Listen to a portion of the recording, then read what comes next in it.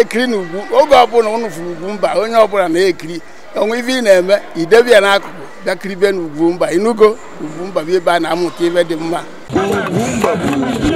Dete nwere otu ọ na-eme m n'ahụ tụmadị mgbe ụfọdụ m hụ ndị ọzọ nọ na haus na-ekwuli okwu na-egosi na obodo ha nwere onye ha dunyere. Nlekwana onwe mmasị Chineke ebe isi na ọ dị gị mma ọ dị m mma n'ihi na amara m ebe ndị obodo anyị gara anọrọ ugbu a. Ị ga-ele mmadụ dị ka Ikenga Ugochinyere, Honorable Ikenga ike agwụ ọnụ o bilie na-ekwu okwu gị ma na o nwere onye obodo dunyere n'ọtụtụ ndị ọzọ ha gasị. O nwere ndị kemgbe a bara haus ha emeela ọtụtụ iwu, ha ekwutele maka ụzọ ha na-adịghị mma, kwute maka mmegbu a na-emegbu ha, kwute maka mbize nọ n'obodo ha. Ọtụtụ ihe ndị a gbara anyị gburugburu, nsogbu anyị yi ya ka uwe, mana onwe onye na-ekwute okwu ya. Ọsọ mgbe a lọtara ebe a na-eme ka ifi na-enye ha ihe ụfọdụ nyeruo ndị obodo agaghị enyeru.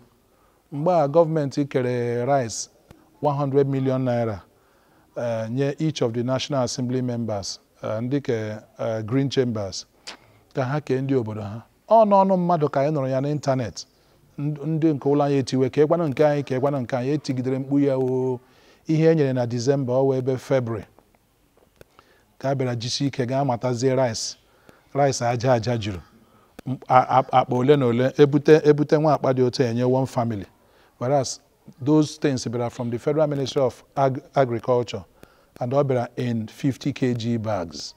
So onye nwere ike iri rice enyere ya nyeruo ndị obodo ọ gịnị ọzọ ka ọ na-aga eri. Anyị nọ na nsogbu, ọsọ Chukwu zọwa anyị. Mana ihe awụ ihe nkụzi ihe ọbụla na-eru ure gị, shuu na-eru ure gị ịba agakwala gị iti ya ụkwụ, maka na ọnwa na kpakpando na-agba mgba. Kedu nke ga-eti? Kpakpando sị na ya ga-eti, ọnwa sị na ya ga-eti. Kpakpando asị gbuore ya ọnwa ka ya gbawa ka ọnwa, a na-ajụzi ya ị ga-agbalikwe ka ọnwa? Ndị gụrụ egwu gụrụ ya sị ọnwa na kpakpando kedu nke ya etinu? Ọnwa sị na ya etio, kpakpando sị na ya etio. Asịzie kpakpando si gbuore ya ọnwa mịa gbawa ka ọnwa. Jụọ ya ọ ga-agbalị ka ọnwa ọ ga-agbalị ka ọnwa ọ ga-agbalị ka ọnwa. Kpakpando ị ga-agbalị ka ọnwa So ndị si gbuore ha Uche Ogbuagu ka ha gaburu oche ya na haus, ị ga-emerikwe ka Uche Ogbuagu? Maka na ụbọchị Chukwu kere mmadụ ka o kere ihe ọ ga-awụ. Ihe niile si n'akara, enye gị enyela gị ya, ma enye gị enyeghị gị ya. O nwere ọtụtụ ihe ndị a na-esite n'ọnwụ. O nwere ihe ndị eji agboro, ji egbe, ji mma apụnara mmadụ, mana ịpụnatazie ya gịnị? Ọ dị ka ebe ị gara zụrụ foonu mmadụ, foonu ahụ nọkwanụ na ka ha na-akpọ ya lọk. Enwere akwa secret nọmba koodu eji agbachi ya. Ngwa gbape n'anya. So ọwa ahụ ndị ụlọ anyị nọ, mana ana m asị ha kara obi na ọ ga-adịcha mma. Chineke nwere ihe o ji kwere ka o mee otu ahụ, maka ọ na-ahụ the ending from the beginning.